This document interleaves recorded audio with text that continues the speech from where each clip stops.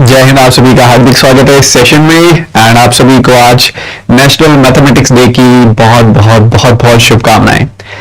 बहुत सारे बच्चे यहाँ पे होंगे जो बोलेंगे यहाँ पे सर हमें मैथमेटिक्स से बहुत प्यार है। बहुत सारे बच्चे बोलेंगे सर बस जैसा है सर धक्का ही है, प्यार तो दूर की बात है, पढ़ना पड़ता है, खुद को थोड़ा सा पुश करके पढ़ना पड़ता है। कितने बच्चे ऐसे हैं जो कहते हैं सर हमें मोहब्बत है गणित से, मैथमेटिक्स से मोहब्बत है, और कुछ बच्चे कहते हैं कि सर हम यहाँ पे हैं इस वजह से हैं क्योंकि ठीक है करना है, सब्जेक्ट है, जरूरी है। क्या बोलते हो आप? वॉइस क्लियर नहीं है यार, ये वॉइस वाला इश्यू।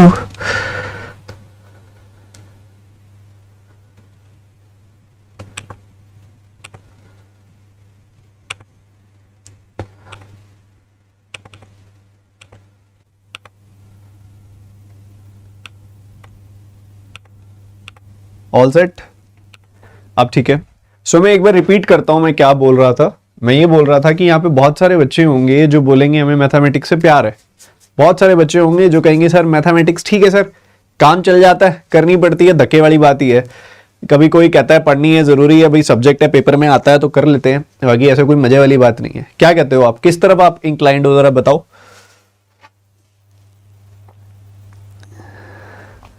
एक बच्चा तो कहता है सर गणित मेरी एक्स है। शाबाश, बहुत बढ़िया।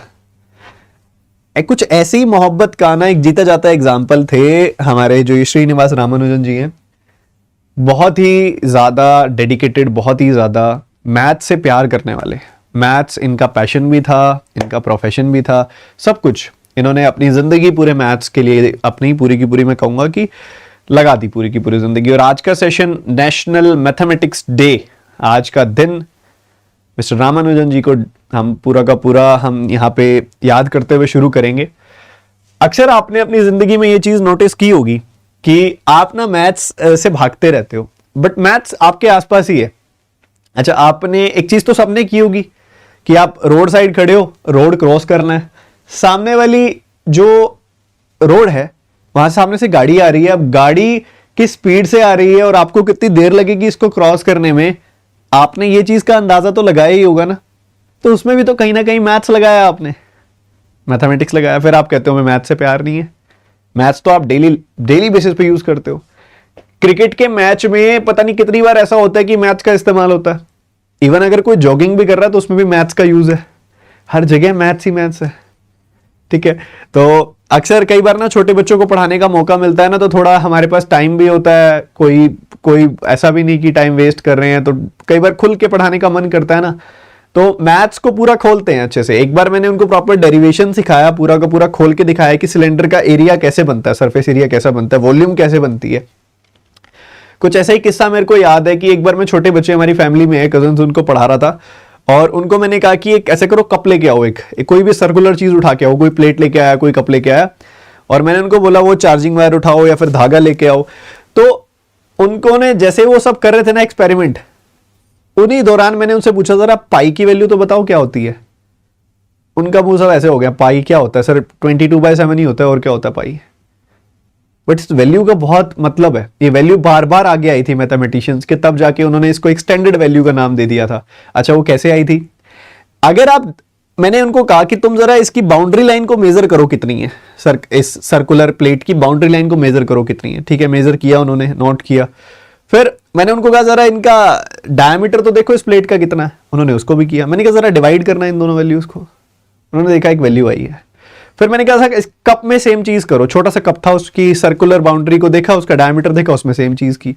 फिर सामने एक पिक्चर पड़ी थी सर्कुलर, मैंने कहा इसको उठाओ जरा, एक घड़ी भी उठाओ जो सामने गोल है, उसमें भी जरा बाउंड्री लाइन को मेजर करना पूरी की पूरी, और फिर डायमीटर देखना। मैंने कहा डिवाइड करना जरा इसको। उन्होंने देखा फिर एक ही वैल्यू आ रही है। वो देख के हैरान हो गए कि यहां पे जो बाउंड्री लाइन है पूरी की पूरी, वो क्या होती है, बाउंड्री लाइन क्या होती है, पूरी की पूरी सरकमफ्रेंस होता है 2 पाई आर। और जब वो उसको डिवाइड कर रहे थे डायमीटर से, तो हर बार पाई निकल के आ रहा था, हर बार एक कांस्टेंट वैल्यू निकल के आ रही थी। आप भी काफी सारे ऐसे बच्चे होंगे जिन्होंने पहली बार ये चीज नोटिस की होगी कि सरकमफ्रेंस को जब हम डायमीटर से डिवाइड करते हैं तो हमें पाई की वैल्यू मिलती है। तो पाई इतना ज्यादा इंपॉर्टेंट था, और कुछ ऐसे ऐसे बढ़िया बढ़िया किस्से हैं और चीजें हैं गणित की, कभी फिर आगे डिस्कस करेंगे। अभी हम इस सेशन को करते हैं शुरू। आप सभी कितनी मोहब्बत करते हो पाई से, तो बात कितनी मोहब्बत करते हो गणित से। शुरू करते हैं सेशन। आज के सेशन में बहुत मजे से सीखेंगे, टाइम निकाल के आए हो ना, क्योंकि आज खुल के सीखेंगे, आराम से सीखेंगे, कोई टाइम का बैरियर नहीं, कोई कुछ नहीं। कितना टाइम लगेगा हमें नहीं पता, हम सीखेंगे बहुत बढ़िया बढ़िया सवाल, और आपकी चाहिए यहां पे पूरी अटेंशन। और एक बार सारे के सारे बच्चे एक साथ पूरी एनर्जी के साथ बताएंगे हाउस द जोश, कितना जोश है इस समय क्लास में। एक बहुत ही प्यारे से एक सवाल से शुरू करेंगे। आपने मुझे यह बताना है कि यहां पे जो सारा डेटा दिया हुआ भर भर के वेरिएबल है, इनमें से कौन सा ऑप्शन आपका आंसर आएगा, ये आपने मुझे ढूंढ के देना है। क्या करना है, ढूंढ के देना है। सो टूट पड़ो, समय दूंगा इसके लिए अच्छा खासा कितना, 90 सेकेंड्स का टाइम दूंगा इसके लिए मैं आपको। Your time starts now.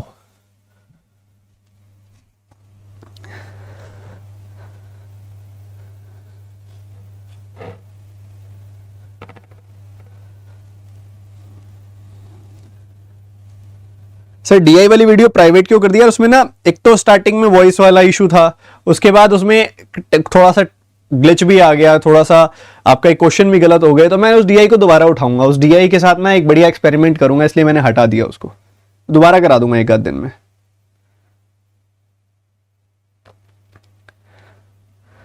बताओ ABCDE क्या आंसर है।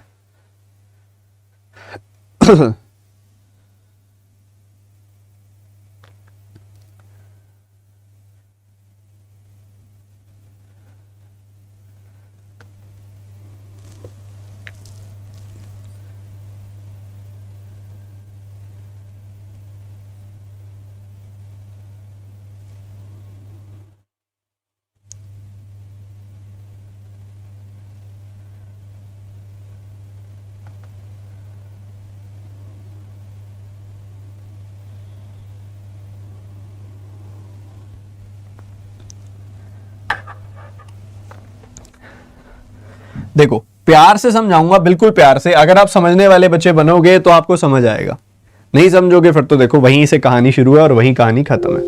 ठीक है, तो यहां पे अगर आप नोटिस करो, क्वेश्चन क्या दिया गया आपको, कुछ नंबर्स दिए गए हैं UV, ऐसे ऐसे अलग अलग ना पॉजिटिव नंबर्स आपको दिए हुए हैं। कहता है 5 डिस्टिंक्ट पॉजिटिव नंबर्स हैं और उनके नाम है UV, X, Y और Z। UV, X, Y, Z। इन पांचों नंबरों का जो एवरेज है वो है P। इन पांचों नंबरों में, इन पांचों नंबर्स, कोई भी रैंडमली इमेजिन करो नंबर, उन 5 नंबरों का एवरेज है P। ठीक बात है। फिर कहता है कि अगर हम V को इसमें से रिमूव कर दें, V को इसमें से निकाल दें, जैसे ही V को आप इसमें से निकालोगे कहता है एवरेज गिर जाता है, एवरेज ड्रॉप हो जाता है, Q पे आ जाता है, और ये जो Q है ये P से छोटा है, मतलब P से Q हो गया एवरेज, और P Q से छोटा है मतलब डिक्रीज हो गया एवरेज। P Q से छोटा है मतलब एवरेज डिक्रीज हो गया। बहुत बढ़िया, एवरेज डिक्रीज हो गया किसकी वजह से, क्योंकि V आपने रिमूव कर दिया। देखो V आपने रिमूव किया है, ये जॉइनिंग लीविंग जैसा कुछ है कि अगर एक ऐसी वैल्यू जा रही है जो एवरेज से ज्यादा है तो वो एवरेज को घटा के जाएगी, इससे फाइनली एवरेज घट जाएगा। कोई ऐसी वैल्यू जा रही है जिसकी वैल्यू एवरेज वैल्यू से कम है तो उसकी जाने से एवरेज बढ़ जाता है, ऐसा होता है ना। तो यहां पे क्या हो रहा है, इसके जाने की वजह से एवरेज घट रहा है, मतलब ये जो वैल्यू है ये एवरेज से बड़ी वैल्यू है। This value is greater then average. Average से जो है ये वैल्यू बड़ी वैल्यू है, कौन से वाली, V वैल्यू जो है वो एवरेज से बड़ी है। ठीक है, ओके, ये बात हमने देखी, नोटिस की, ये वाली जो वैल्यू है एवरेज से बड़ी वैल्यू है। उसके बाद आगे कहता है VXYZ, VXYZ का एवरेज जो है ना वो भी P है, UVXYZ का एवरेज P है, VXYZ का एवरेज भी P है। मतलब कहने की बात है कि ये जो एक इन्होंने कम कर दिया ना, U कम कर दिया ना, यहां पे UVXYZ का एवरेज भी P है और VXYZ का एवरेज भी P है, मतलब इस U की वैल्यू जो है P के बराबर है। इसका मतलब ये होता है। भाई आपने क्या किया, u v x y z और v x y z में u को रिमूव कर दिया। u को रिमूव करने से एवरेज पे कोई फर्क ही नहीं पड़ा। जो पहले भी एवरेज p था, अब भी एवरेज p है। u v x y z था, उनका एवरेज p था, अब v x y z है, उनका एवरेज भी p है। अब आपने एक तरीके से u रिमूव कर दिया। u रिमूव करने से एवरेज पे कोई फर्क ही नहीं पड़ा। अगर u को रिमूव करने से एवरेज पे कोई फर्क नहीं पड़ा है, मतलब u जो है वो एवरेज के बराबर है। u जो है वो एवरेज के बराबर है, u जो है p के बराबर है, एवरेज के बराबर है। वाओ, बढ़िया है सर। तो मतलब हमें बेसिकली पता लग गया, u को यहां रख देंगे तो v is greater than u आ जाएगा। ठीक है, v is greater than u। तो यहां पे भी पहले है, यहां पे भी पहले है, इधर पहले नहीं है, यहां पे भी पहले है। ओहो हो, अभी तो 3 ऑप्शंस पड़े हैं, इन 3 में से देखना पड़ेगा। तो ऑब्वियसली सवाल भी खत्म थोड़ी ना हुआ, सवाल तो पड़ा है अभी। सो v is greater than u, ये हमें पता लग गया। यहां पे इस बात को हमने साझा कर लिया, v is greater than u and u is equal to average. यहां पे ये पता लग गया कि भैया u एवरेज के बराबर। ठीक है, आगे बढ़ते हैं। कहते हैं x is less than y, x is less than y। x जो है वो y से लेस है, x जो है y से लेस है। देखो इस ऑप्शन में x y से लेस नहीं है, असेंडिंग ऑर्डर में x बाद में लिखा हुआ है, तो ये तो हम देखेंगे ही नहीं। और इधर देखोगे तो इधर भी वही सेम हिसाब है, x y से लेस नहीं है, y को x से लेस किया हुआ है, तो ये ऑप्शन भी हम नहीं देखेंगे। ठीक है, तो ये दोनों तो एलिमिनेट हो गए, बहुत बढ़िया। अब हमें सिर्फ इन दोनों में से चेक करना है कि कौन सी वैल्यू सही है। सो आगे बढ़ते हुए कह रहा है z is less than p, z is less than p। z जो है वो p से लेस है, z अगर p से लेस है तो z p से पहले आना चाहिए। ठीक है, z एवरेज से p से पहले आना चाहिए, p जो है वो u के बराबर है, तो एक तरीके से z is less than u हो गया, तो z u से पहले आना चाहिए। क्या z u से पहले आ रहा है? यहां पे नहीं आ रहा। क्या z u से पहले आ रहा है? यहां पे आ रहा है। C option is the answer, बात खत्म।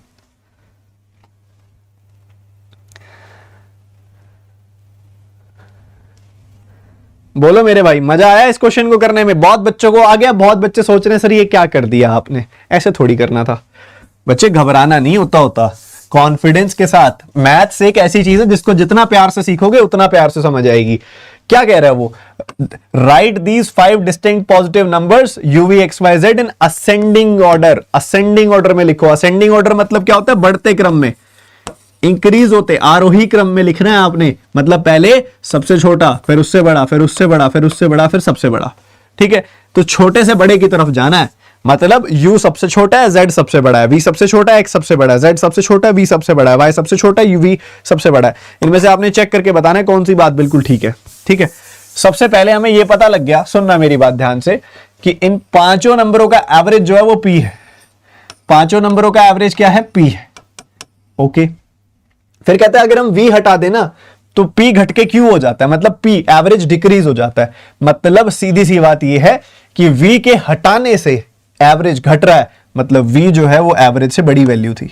एवरेज चैप्टर में ये चीज हम पढ़ते हैं कि अगर किसी वैल्यू के रिमूव होने से एवरेज बढ़ जाता है तो वो वैल्यू जो है बेसिकली एवरेज से बड़ी वैल्यू है। ओके, उसके बाद आगे कहता है u v x y z का एवरेज p है और v x y z का एवरेज भी p है। सुनना मेरी बात ध्यान से, बहुत काम की बात है। u v x y z का एवरेज p है और v x y z का एवरेज भी p है। मतलब इसने u रिमूव कर दिया। u के रिमूव करने से एवरेज पे कोई फर्क ही नहीं पड़ा। u के रिमूव होने से एवरेज पे कोई फर्क ही नहीं पड़ा, मतलब u खुद ही एवरेज वैल्यू के बराबर है। ठीक है, u जो है वो एवरेज वैल्यू के बराबर है। u is equal to average value, ठीक है, जो कि p है। ओके, उसके बाद कहता है x लेस देन y है। उसके बाद कहता है कि y जो है, उसके बाद कहता है y z is less than p, z less than p है। अभी इन्हीं वैल्यूज से ना हमारा क्वेश्चन हो जाएगा। कैसे? आपको पता है x लेस देन y है, तो x जो है y से पहले लिखा होना चाहिए। यहां पहले लिखा हुआ है x y से पहले, यहां y से पहले नहीं लिखा हुआ। मतलब y एक तरीके से y छोटा है x बड़ा है, वो ये कहना चाह रहा है, बट उल्टा कह दिया उसने, तो ये नहीं हो सकता, हटा दो।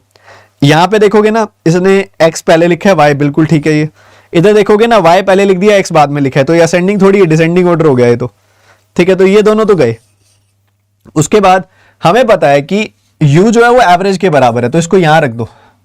तो u जो आ गया, ऐसा आ गया, मतलब u छोटा है v से, u छोटा है v से, तो u पहले आना चाहिए v से, u पहले आना चाहिए v से, इधर भी u पहले है v से, इधर भी u पहले है v से। ठीक है, उसके बाद कहते हैं z जो है लेस देन p है, P जो है वो क्या है, एवरेज है, और एवरेज U के बराबर है, तो Z लेस देन U हो गया।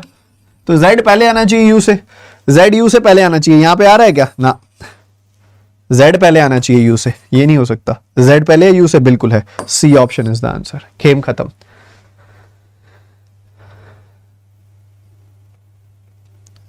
खेल समझ में आया? बोलो मेरे भाई।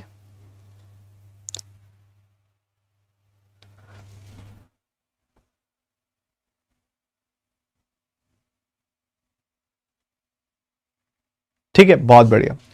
अब इसके अलावा एक बच्चे ने पहचाना इसके अंदर, जो कि बहुत अच्छी बात है। एक और चीज आपको एक बहुत प्यारा हिंट दे रही है कि वी एक्स वाई जेड जो है वो एवरेज उसका पी के बराबर है, और U V X Y Z का एवरेज भी पी के बराबर है। मतलब आपने यू को रिमूव किया तो भी एवरेज नहीं बदला, मतलब यू की वैल्यू एवरेज वैल्यू के बराबर है। इसमें सिर्फ एक ही ऑप्शन है जिसमें यू बीचों बीच है, एवरेज वैल्यू बीचों बीच है यहां पे। ठीक है, एक बच्चे ने ये पहचान लिया, बहुत बढ़िया, very good, very very good. ठीक है, एवरेज वैल्यू यहां पे बीचों बीच आ रही है।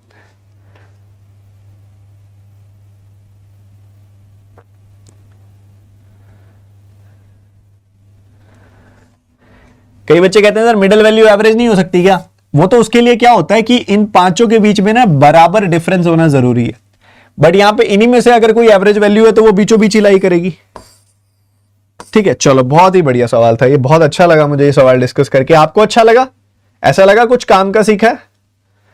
फिर ये करके दिखाओ, अभी और मजा आएगा। अभी डीआई भी करेंगे, बहुत अच्छी डीआई लेके आया हूं आप सभी के लिए मैं। ये करके दिखाओ पहले आप मेरे को, ये करोगे तभी मैं मानूंगा आपका ध्यान है क्लास में, ये तो कैसे मानूंगा मैं?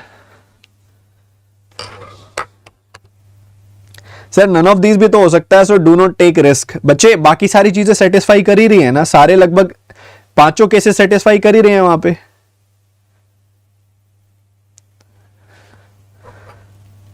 देखो पिछले क्वेश्चन में जो बच्चे कह रहे हैं कि उसके बाद क्या रह गया, U V X Y Z is greater than Q.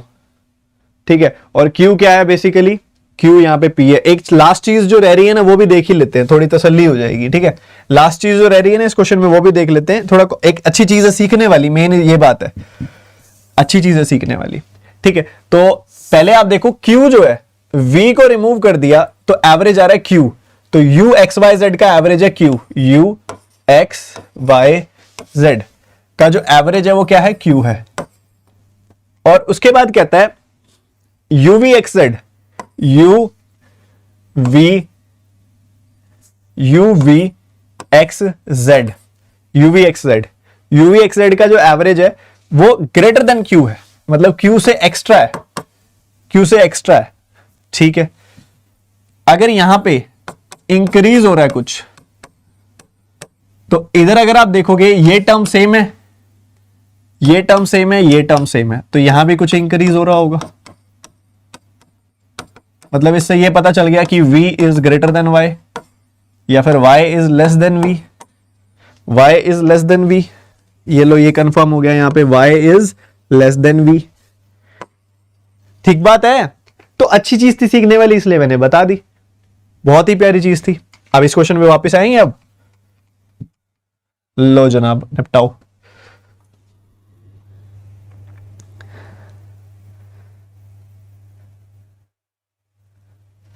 Sir score out हो गया, बहुत बढ़िया, आरआरबी पीओ मेंस का स्कोर आउट हो गया आपका। जिसका आ गया बताते जाओ लाइव चैट में, जो भी स्कोर आ गया आपका मेंस का।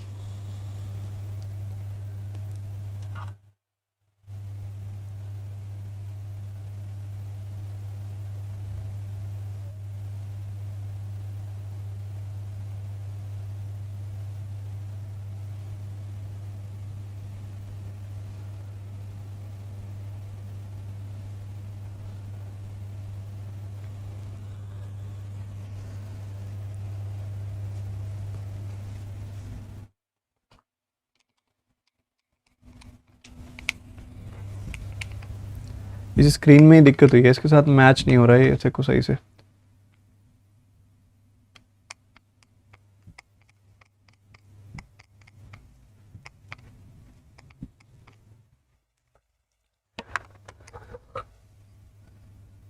गीता, मैं आपका पॉइंट उठाता हूं, मैं अभी करते हैं डिस्कस।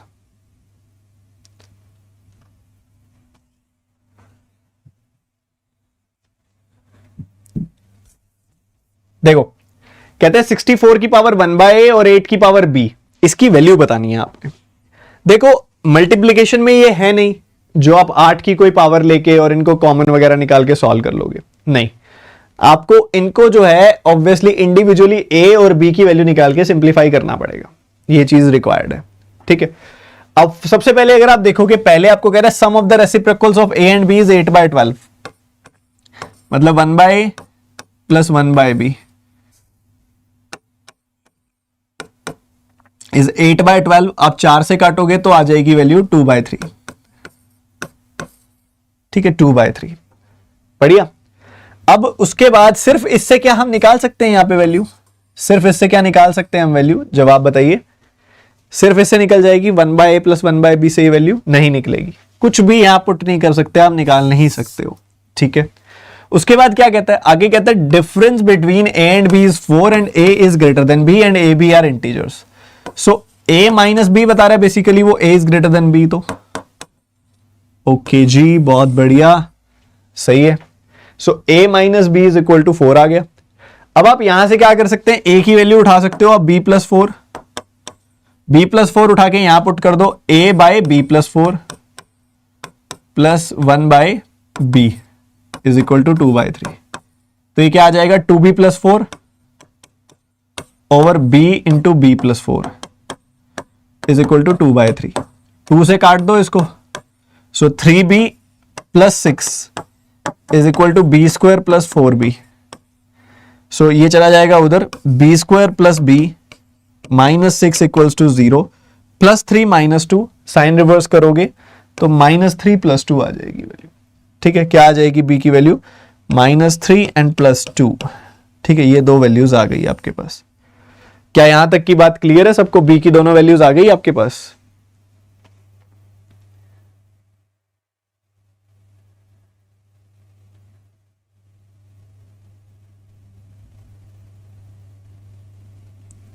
समझो, बताओ, जल्दी से आंसर करो मेरी बात, यहां तक पहुंच गए थे आप।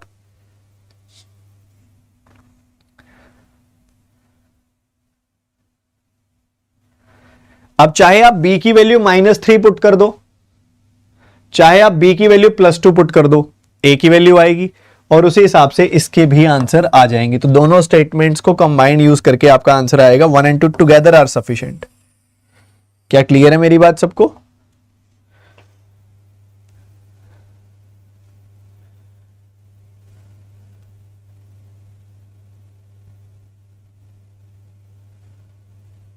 क्या क्लियर है?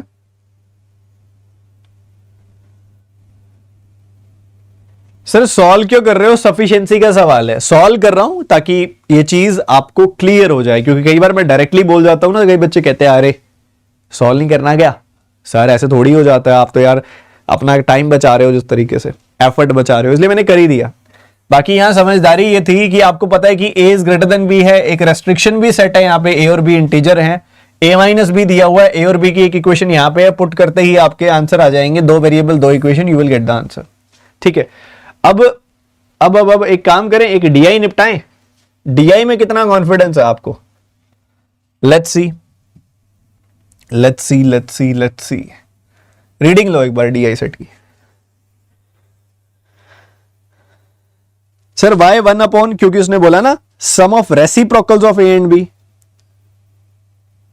बट सर दो अलग वैल्यू आएंगी तो नोट होना चाहिए ना, क्यों भाई दो अलग वैल्यू आएंगी तो नोट क्यों होना चाहिए?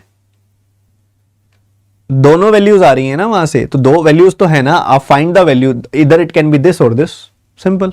हाँ, अगर डेटा दोनों स्टेटमेंट्स में ही डिफर कर रहा हो तो हम बोलेंगे कि भैया ये आपस में क्लैश कर रहा है, वो जो मैंने बताया हुआ ना आपको कि दो यूनिक, दो यहाँ पे अलग वैल्यू आ रही है, दोनों डेटा, दोनों स्टेटमेंट्स के डेटा का इस्तेमाल करके, तब आपको वहां पे लेना है कि इन दोनों से आंसर नहीं आ रहा, क्योंकि दोनों का डायरेक्टिव अलग है, ठीक है। बट यहां पे तो दोनों एक ही डेटा की तरफ डायरेक्ट कर रही हैं, ए और बी की यूनिक वैल्यूज हैं दोनों,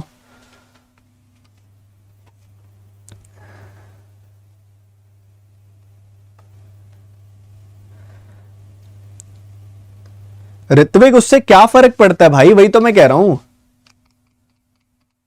अब मान लो एक सेट बना ए बी का, कुछ ए बी की कोई दो वैल्यूज आई, कोई भी दो वैल्यूज आई, एक सेट बना ए बी की कुछ ये दो वैल्यूज आई, आपने ये वैल्यू पुट की, ये वैल्यू पुट की, इसकी वैल्यू ये आ गई या ये आ गई, तो दो पॉसिबिलिटीज आ गई बट वैल्यू तो आई ना। अब एक बात बताओ, एक क्वाड्रेटिक इक्वेशन सॉल्व करते हो तो x की दो वैल्यूज आ जाती हैं, इसका मतलब ये थोड़ी है कि आपकी क्वाड्रेटिक इक्वेशन सॉल्व नहीं हुई, सॉल्व तो हुई ना। समझ गए क्या कहना चाह रहा हूं मैं?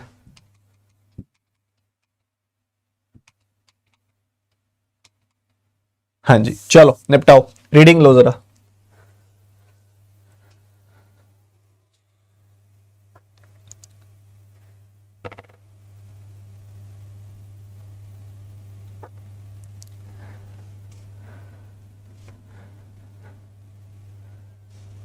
देखो इसके अंदर आपको क्या डेटा दिया हुआ है, ठीक है, थोड़ा सा आपको डराने के लिए यहां पे इन्होंने वेरिएबल डाले, रेशियो में डी लिख दिया, रेशियो में सी लिख दिया, मतलब बेसिकली d/1 c/1, यानी कि कोई मतलब दिया नहीं हुआ कुछ। तो आप इन वेरिएबल्स को देखो ही मत कि क्या दिया हुआ है।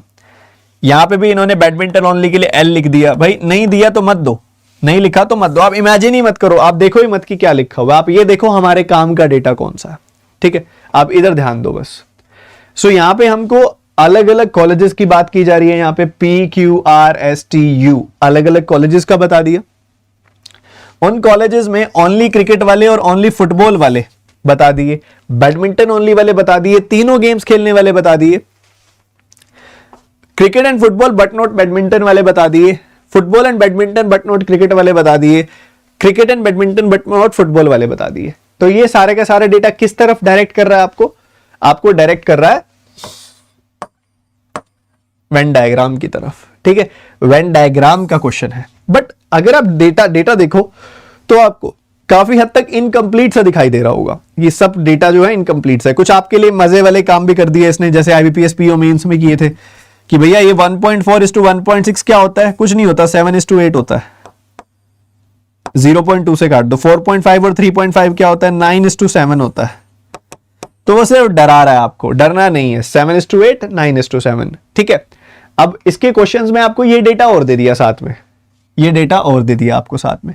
सो इसके और इसके, जैसे यहां पे भी देखोगे ना, इसने वही खेल खेला 1.2:1। 1.2:1 क्या होता है, 1.2:1 आप 10 से मल्टीप्लाई कर दो, 12 10, फिर 2 से काट दो, 6 5, ठीक है, 6 5 की रेशियो है, ठीक है, ऐसा चल रहा है।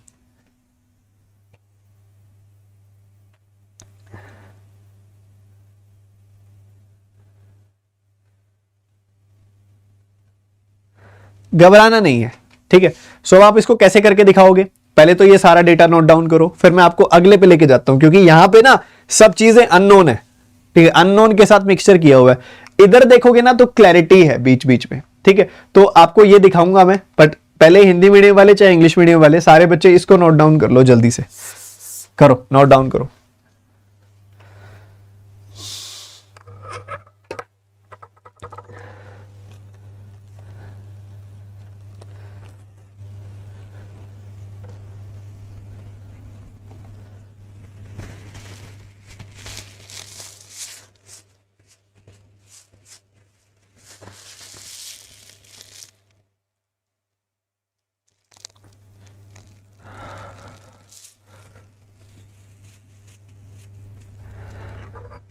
अब एक वो बच्चे ने सवाल किया था, मैं उसका नाम भूल गया, क्या नाम था उस बच्चे का। उस बच्चे के सवाल की अगर मैं बात करूं, इसको पहले फिर नोट डाउन करना, रह जाएगा फिर वो क्वेश्चन। जैसे कि कहां गया, ये रहा। जैसे कि मैंने कहा कि एवरेज वैल्यू यू निकल आई, एवरेज वैल्यू यू निकल आई, और इधर एवरेज जो है बीचों बीच में है यहां पे, ठीक है। तो क्या है कि इसने बीचों बीच इसको रखा, तो हमारे लिए एक पॉसिबिलिटी हो जाएगी कि we'll start with this option, इस ऑप्शन से चेक कर लेंगे, ठीक है। बस ये फर्क पड़ेगा कि इस ऑप्शन से चेक कर लेंगे, क्योंकि इसमें बीचों बीच डाल दी उसने वैल्यू, ठीक है। समझ गए मेरी बात को? और कोई रीजन नहीं है, और कोई बड़ी बात नहीं है, ऐसा कुछ फिक्स भी नहीं है। मैंने पहले भी बताया कि एवरेज नंबर, जब आप इस क्वेश्चन को एक्सप्लेन कर रहा था मैंने, तब भी ये बात बोली थी कि बीच में वैल्यू तभी आएगी जब डिस्टेंस बराबर होगा, सारे इंडिविजुअल नंबर्स के बीच में जब गैप बराबर होगा ना, तब वो वैल्यू बीच में आएगी, ठीक है। जैसे कि 8 16 24 32, 40, तो एवरेज वैल्यू हमेशा बीच में आएगी तब। बट यहां पे तो ऐसा कुछ नहीं बोला हुआ गैप के बारे में, ठीक है। सो एक हिंट वाली बात है कि यू एवरेज है तो you can start from this, ठीक है, बस और कुछ नहीं, और इसमें कुछ भी नहीं है। तो बाकी इसके अंदर और काफी सारी चीजें थी जो यहां से एक्सट्रैक्ट करने वाली थी और सीखने वाली थी। उम्मीद करता हूं सीखी होंगी आपने। चलो टेबल बनाओ फटाफट से अब ये वाली।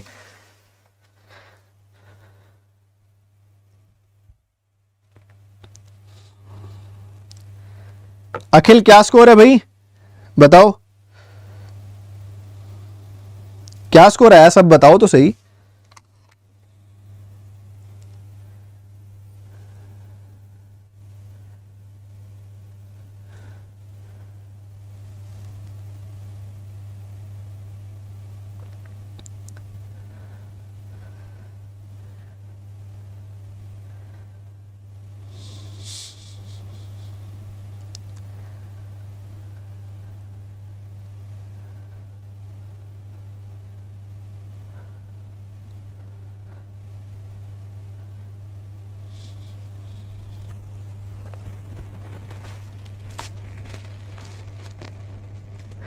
प्लस क्लास मेंस की स्टार्ट हो जाएगी 26 से, मंडे से, और फिर थर्सडे से स्टार्ट हो जाएगी आपकी बेसिक वाली, ठीक है। आई थिंक नोट डाउन कर लिया होगा, जो कर ले वो डन लिख दे, डन लिख दे लाइव चैट के अंदर, जो बच्चा कर ले इसको नोट डाउन। सर आप क्या एसएससी सीजीएल के लिए नहीं पढ़ाते हैं? नहीं बच्चे अभी नहीं। सर 1/a का रेसिप्रोकल ए नहीं हो गया क्या सेकंड में? बच्चे उसने ये थोड़ी बोला है फिर 1/a का रेसिप्रोकल लेना है, उसने बोला है ए और बी का रेसिप्रोकल लेना है, तो ए और बी का रेसिप्रोकल 1/a और 1/b ही तो होगा। उसने ये थोड़ी ना बोला है कि पावर्स का रेसिप्रोकल ले लेना है, उसने बोला है ए और बी का रेसिप्रोकल लेना है।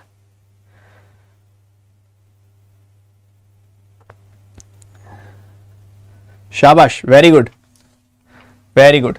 अब हिंदी मीडियम वाले बच्चे इसका स्क्रीनशॉट ले लो भाई, हिंदी मीडियम वाले बच्चे इसका स्क्रीनशॉट ले लो, वेरी गुड। 5 सेकंड में स्क्रीनशॉट डन, 5 सेकंड में स्क्रीनशॉट डन, बहुत बढ़िया, शाबाश, बहुत सही। चलो बढ़िया, अब करो उस पिछले डेटा के साथ इस डेटा का मिलान करते हुए इस क्वेश्चन को सॉल्व करने की कोशिश करो। चलो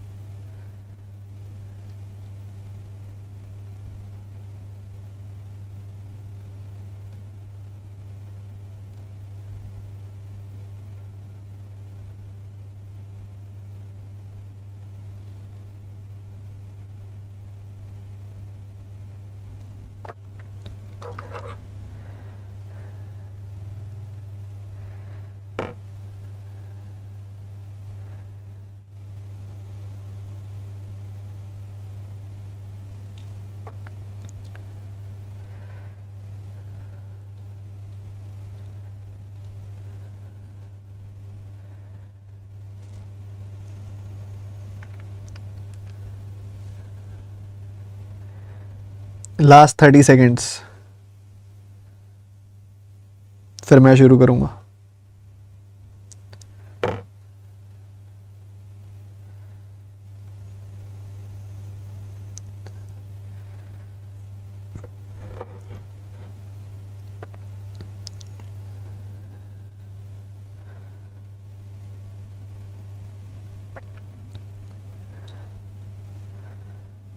चलो चलो चलो चलो, कोई बात नहीं, नहीं हुआ ना तब भी कोई दिक्कत वाली बात नहीं है, ठीक है, नहीं हुआ ना कोई दिक्कत वाली बात नहीं है।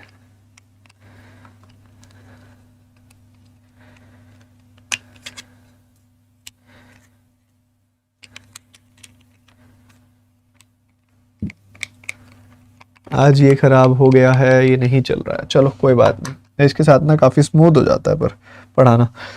ये देखो भाई, अब आपको ये चीज क्लियर हो गई कि भैया ये जो खेल है सारा का सारा ये वेन डायग्राम का खेल है, ठीक है, ये बात तो क्लियर हो गई। सबसे पहले आपको यहां पे डेटा दिया, आपको कॉलेज पी के अंदर आप देखोगे तो ये डेटा नोन है, ये डेटा नोन है, ये भी डेटा नोन है, ये अननोन है और ये नोन है, ये 4 डेटा नोन है।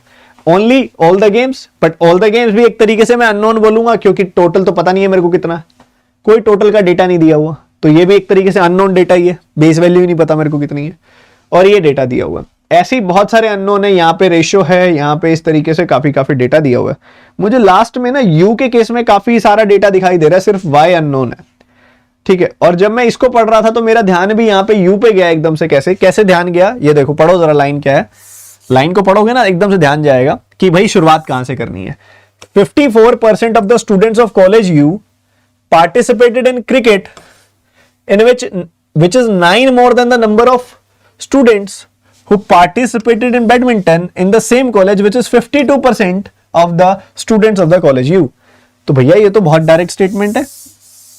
वो क्या कह रहा है कि 54% जो है वो 52% से कितना ज्यादा है, 2% ज्यादा है, और वो कह रहे हैं ये 9 ज्यादा है, तो 2% की वैल्यू आ गई 9। अगर बच्चे 2% की वैल्यू 9 आ रही है, and I think this is a nice way to start this, कि मैं दोनों तरफ 50-50 से मल्टीप्लाई कर दूं, सो इससे मुझे ये पता लग जाएगा कि U के अंदर टोटल 450 है, 100% की वैल्यू 450 है। Is it a nice way to start? बढ़िया, तो करते हैं स्टार्ट फिर। ये मैं U का केस बना रहा हूं आप सभी के सामने।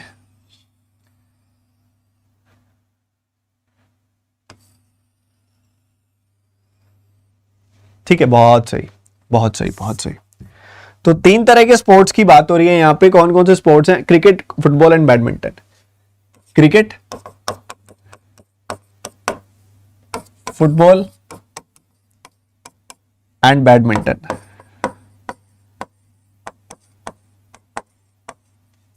ओके, ये 3 तरह के स्पोर्ट्स हैं। उसके अंदर हमें पता लग गया है यहां पे कि टोटल लोग जो हैं वो 450 है, ठीक है। टोटल लोग जो है वो 450 हैं यू के अंदर। यू के अंदर टोटल लोग जो हैं वो 450 हैं। और इन 450 के साथ अगर आप देखोगे यू का क्या क्या डेटा जुड़ा हुआ है, यू में मुझे पता है कि बैडमिंटन ओनली वाले 72 हैं, बैडमिंटन ओनली वाले 72 है, ये पता है मेरे को, बहुत बढ़िया। मुझे पता है कि यू के केस में 45 हैं जो क्रिकेट फुटबॉल नॉट बैडमिंटन है, cricket football not badminton. So cricket football not badminton मतलब ये वाला पोर्शन 45 है, इस बात के बारे में भी पता है मुझे। उसके बाद हमें कुछ परसेंटेजेस का पता है। कौन कौन से परसेंटेजेस का पता है? 8% का। 8% है ऑल 3 गेम्स वाले, 8%, 8%। इसका 8% कितना होगा बताओ जरा? 36 होगा। 45 का 8 गुना कितना होता है? 360, तो उस हिसाब से ये हो जाएगा 36। तो 36 हो गए तीनों गेम्स वाले, यहां लिख दिया हमने डायरेक्टली इसको, बहुत ही बढ़िया sir. And then moving forward एक और परसेंटेज है 16%। 8% अगर हमें पता लग गया 36 है तो 16% 72 ही होगा। तो वो क्या है? फुटबॉल बैडमिंटन नॉट क्रिकेट वाले 72 हैं, फुटबॉल बैडमिंटन नॉट क्रिकेट वाले ये वाले लोग 72 हैं। इस बात का हमें अंदाजा हो गया, सही है। और कोई डेटा हम लेके जा सकते हैं? इसकी बात करेंगे, 12:7 की रेशो है, ओनली क्रिकेट ओनली फुटबॉल की 12:7 की रेशो है, 12 यूनिट 7 यूनिट, ठीक है। अभी हमारे पास कुछ डेटा और भी है जो हमने अभी इस्तेमाल नहीं किया। क्या डेटा है वो? 54% है टोटल क्रिकेट। 54% क्या है? Total cricket. 54% ऑफ 450 ये है टोटल क्रिकेट। इसका 50% कितना होगा? 225। 4% कितना होगा? 4.5 का 4 गुना, मतलब उसके डबल का डबल, यानी कि 18। 243 आ गई वैल्यू, आ तो गई। ये 243 कौन है? ये है टोटल क्रिकेट वाले लोग, 243। ओके, और उसके बाद ये किससे 9 ज्यादा है? ये 234 से आई थिंक 9 ज्यादा है, और वो वैल्यू है टोटल बैडमिंटन वाले, या फिर 52% आप निकाल सकते हो कि 52% जो है बैडमिंटन वाले है, ठीक है। तो ये कितना हो गया? 225 प्लस 9, यानी कि वही बात होगी 234। 234 आ गई ये। अब बच्चे एक बात बताओ, ये पूरा का पूरा सर्कल है 234, ये पूरा का पूरा सर्कल है 234। अच्छा, इनको अगर मैं जोड़ूं तो मुझे क्या दिखाई दे रहा है? 180 दिखाई दे रहा है। दिस प्लस दिस 144 प्लस 36 180 आ गया। अगर आप इन तीनों का सम 180 234 में से घटा दोगे तो बचा कितना? 54 बचा। 54 यहां पे आ जाएगा, ठीक बात है। इन तीनों का सम, इन सारों का सम है 243, जिसमें से 45 और 36 होता है 81, 81 और 54 कितना होता है 135। आप इसमें से 135 अगर घटा दोगे तो आपको कितना मिल जाएगा 65, 43, 108 मिल जाएगा। अगर 12 यूनिट की वैल्यू 108 है तो 1 यूनिट की वैल्यू कितनी हो गई 9, तो 7 यूनिट की वैल्यू 7 गुना 9 यानी कि 63 हो जाएगी, और 12 यूनिट की वैल्यू तो आ ही गई है 108। सो क्या पूरा का पूरा पैकेज रेडी हो गया? क्रिकेट, फुटबॉल, बैडमिंटन पूरा का पूरा कंप्लीट कवर हो गया।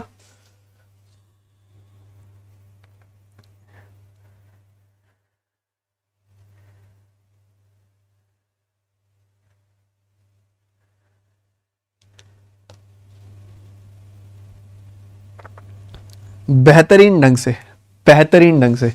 सो ये हमने किसका निकाल लिया? ये हमने यू का निकाल लिया। सो ये तामझाम हम कर रहे थे इरेज, ये आ गया है किसका? यू का डेटा।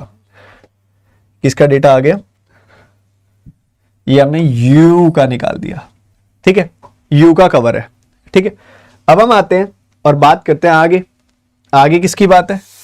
आगे और देखते हैं किसके साथ डेटा कनेक्ट हो रहा है, उसी को उठाते हैं। यू के बाद मुझे दिखाई दे रहा है, कई सारे डेटा दिखाई दे रहे हैं, मुझे यू भी दिखाई दे रहा है। उसके बाद देखूंगा तो 52% of Q football is 116 less than the student participating in cricket in T, दो अलग अलग लिंकेज है। 54% of badminton in R and 54% student participated in badminton in college R and 48% of the student participated in college S which is 30 less than the badminton in the same college. तो S भी ले सकते हो आप, are भी ले सकते हो आप, क्योंकि यहां पे आर का डेटा मेरे को दिखाई दे रहा है। आर ले लो चाहे एस ले लो, कोई मर्जी ले लो, ठीक है, ठीक है, कोई मर्जी ले लो। मजा आया कि नहीं आया पहले तो बताओ। पहले वाले में कई बच्चे ना इसको लेंदी डीआई समझ के ना करते ही नहीं है। अरे मेरे भाई करो तो सही, सीखोगे तभी तो बात बनेगी। चलो आर से शुरू करते हैं, चलो ठीक है, आर से शुरू करते हैं, आर वाला करते हैं। क्या कर रहे हैं अभी हम? आर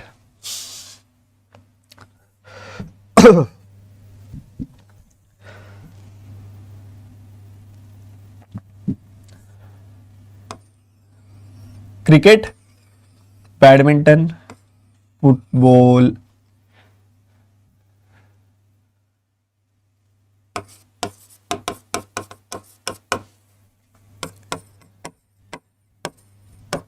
हर एक सवाल में ना कुछ सीखने वाला होता है। जरूरी थोड़ी है पूरा का पूरा ही तुम्हारे पेपर में आएगा, क्या पता पूरा ना आए, थोड़ा सा आ जाए।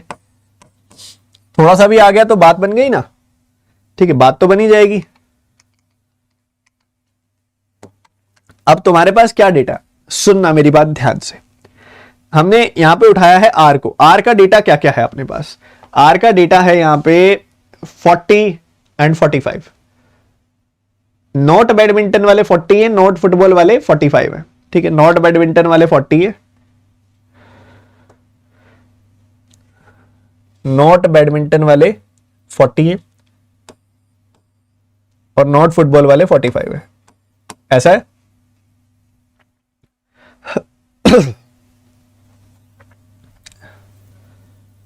ये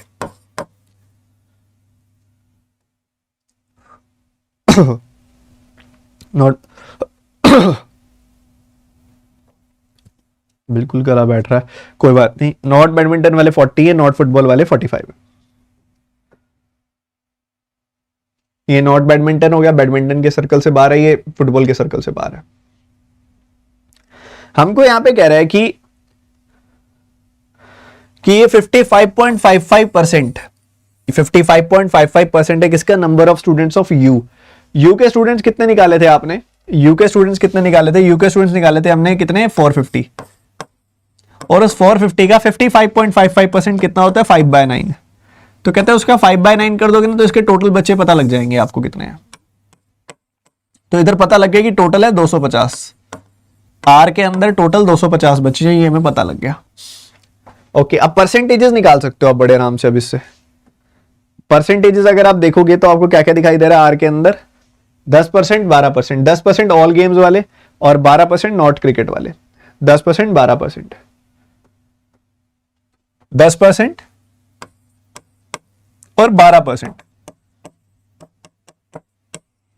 कितना हो जाएगा? 30। इसका 12% कितना? 30 हो जाएगा। तो 30 आ गए ये वाले, निकल गया।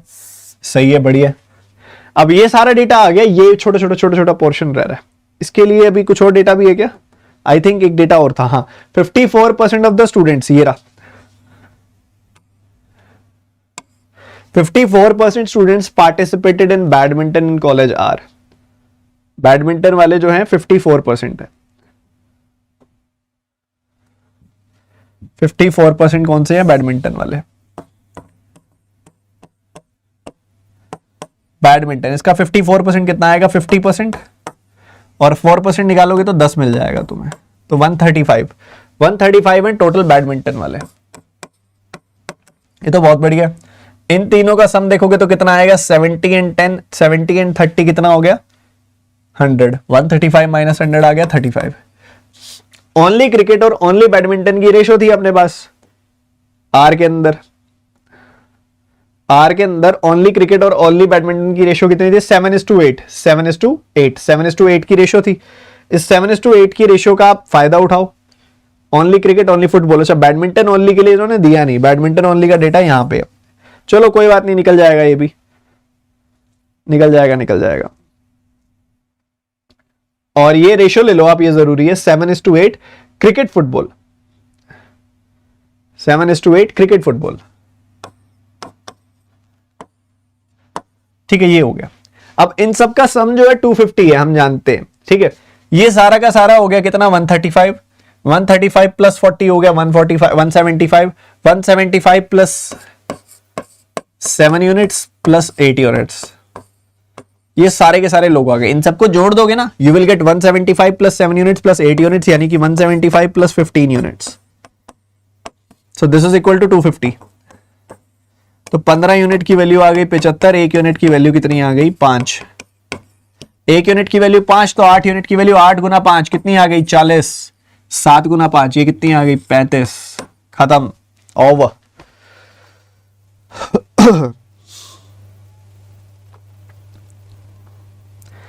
मतलब आपका एक डीआई से ना वेन डायग्राम टॉपिक इतना स्ट्रॉन्ग किया जा सकता है ना, सिंगल डीआई से, आपको विश्वास ही नहीं होगा, इतना बढ़िया हो जाएगा टॉपिक। ठीक है, यूआर कर लिया आपने, यूआर कर लिया। अगले पे चले, बोलो बोलो बोलो।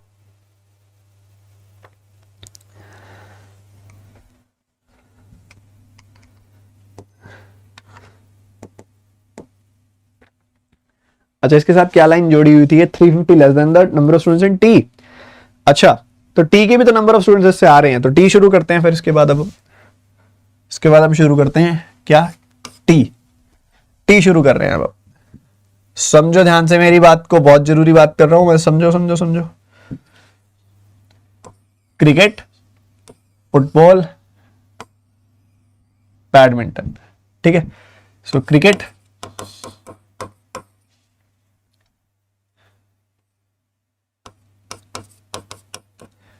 फुटबॉल,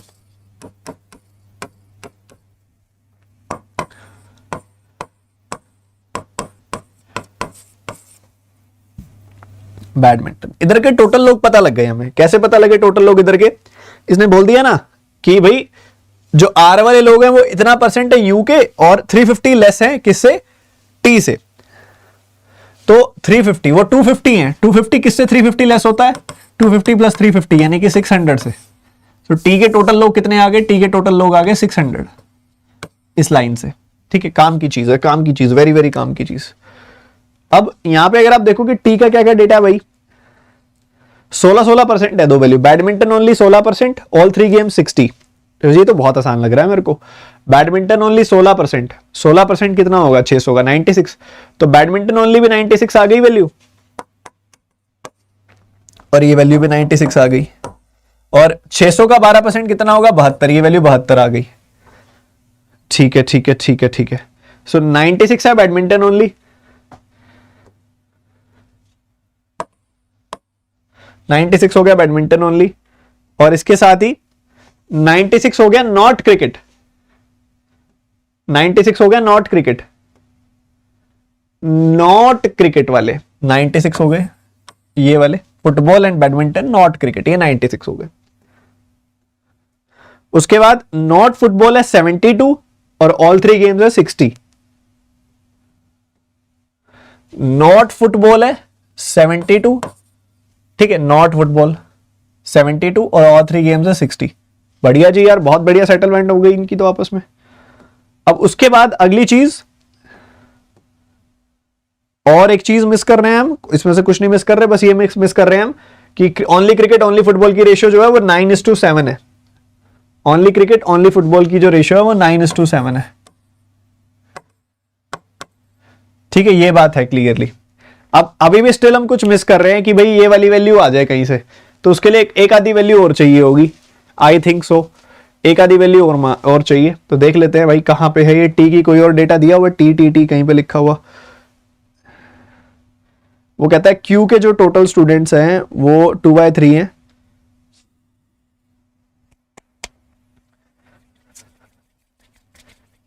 ये रहे 52% of the students of Q participate in football, which is 116 less than the students who participated in cricket in T। हमने Q तो नहीं निकाला ना अभी, Q तो हमारा नहीं निकला ना अभी, तो ये T किसके साथ मैच करना है हमने।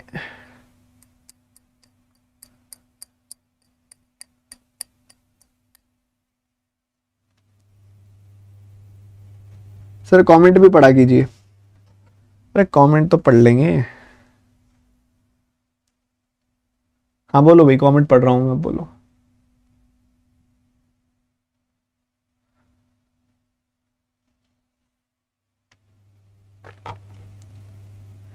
सर आप क्वेश्चन कराइए, बचा हुआ आप होमवर्क दे दीजिए। दूंगा, वो मौका आएगा ना तब दूंगा मैं होमवर्क भी, ठीक है। तो एक चीज से जो सीखने वाला कार्यक्रम है वो पूरा हो जाए। अब इसमें क्या रह रहा है, यू हो गया, टी आर, इसमें एक चीज मिसिंग है अभी बस। 7 6 9, पीछे आओ जरा। This done done done done done done done.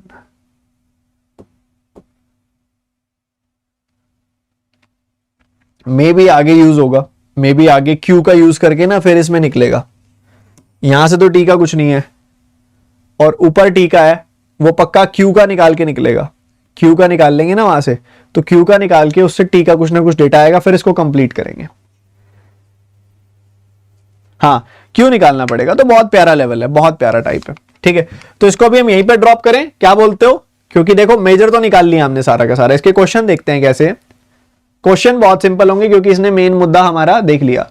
देखो सिंपल है, गर्ल्स बॉयज में ब्रेक करके इजीली, बहुत सिंपल क्वेश्चन है क्योंकि डेटा इसने अच्छा खासा लगवा दिया, ठीक है। अच्छा खासा इसने टाइम लगवा दिया, तो डेटा क्वेश्चन बहुत सिंपल है। तो ये आपको होमवर्क दूंगा मैं, क्योंकि अभी बहुत प्यारे प्यारे सवाल बाकी पड़े हैं हमारे, जिसमें से बहुत प्यारा सवाल ये है। आप जरा बताओ दोनों की प्रोबेबिलिटीज के बीच में क्या रिलेशन होगा। बहुत ही अल्टीमेट सवाल है, देखते हैं कितने बच्चे आंसर करेंगे।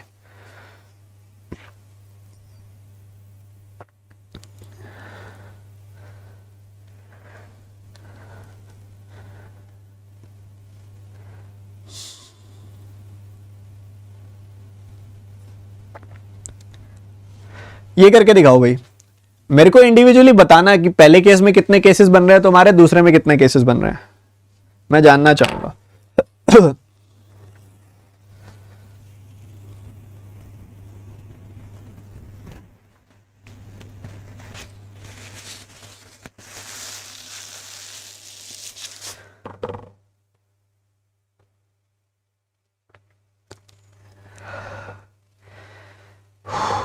मेरी तबीयत ठीक नहीं हो रही है, कुछ दिन हो गए हैं।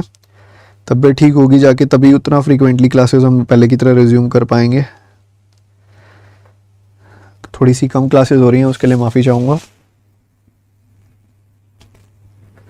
कुछ हमारी क्लास भी शेड्यूल नहीं हो पा रही थी काफ़ी दिन से, अब शेड्यूल हो गई है।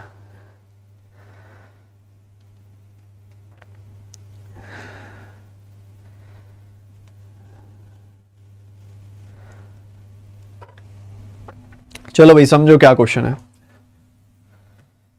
कहते a is the natural number less than 50 and divisible by 6 but not divisible by 8।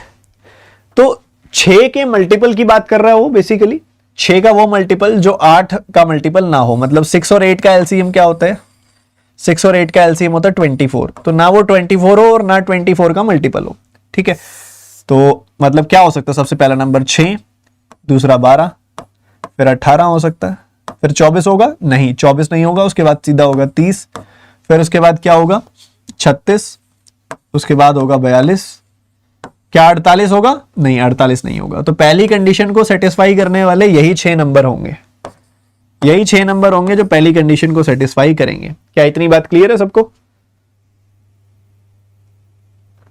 बताओ बताओ, एग्री करते हो? एग्री करते हो मेरे भाई? बिल्कुल बढ़िया, बहुत सही है, एकदम बढ़िया। उसके बाद बी क्या है, कहते हैं बी ऐसे प्राइम नंबर है जो लेस देन 10 है, ठीक है। तो 2 हो गया, 3 हो गया, 5 हो गया, 7 हो गया, 7 के बाद 9 आएगा, नहीं 9 के बाद 11 नहीं। तो ये 4 नंबर हो गए जो इसको सेटिस्फाई करते हैं। तो अगर मैं देखूं इनके साथ ए और बी के रिलेशन कितने बन सकते हैं, तो ये कुल मिला के 6 नंबर है और ये कुल मिला के 4 नंबर है, ठीक है। तो 6 4 जा 24 सेट बनेंगे इसके, मतलब 6 के साथ 2, 6 के साथ 3, 6 के साथ 5, 6 के साथ 7, 12 के साथ 2, 12 के साथ 3, 12 के साथ 5, 12 के साथ 7, 18 के साथ 2, 18 के साथ 3, 18 के साथ 5, 18 के साथ 7, 30 के साथ 2, 30 के साथ 3, 30 के साथ 5, 30 के साथ 7, 36 के साथ 2, 36 के साथ 3, 36 के साथ 5, 36 के साथ 7, ऐसे करके ना कुल मिला के 6 4 जा 24 मैपिंग्स होंगी इनकी, 24 मैपिंग्स होंगी, 24 केसेस बनेंगे टोटल। क्या इतनी बात क्लियर है? ए और बी के कंबाइंड, बोलो बोलो बोलो, 24 केसेस बनेंगे, बढ़िया। सबसे पहला केस क्या कहता है वो, हमने क्या निकालना है, दोनों केसेस में प्रोबेबिलिटी निकालनी है। तो मैं ये कह सकता हूं कि दोनों ही केसेस में डिनोमिनेटर तो 24 ही रहेगा, बस हम ये देख लें कि न्यूमरेटर किसका बड़ा होगा और उसी हिसाब से हम बता सकते हैं कि कौन सी वैल्यू बड़ी हो जाएगी, क्वांटिटी 1 बड़ी होगी कि 2 बड़ी होगी, बताओ।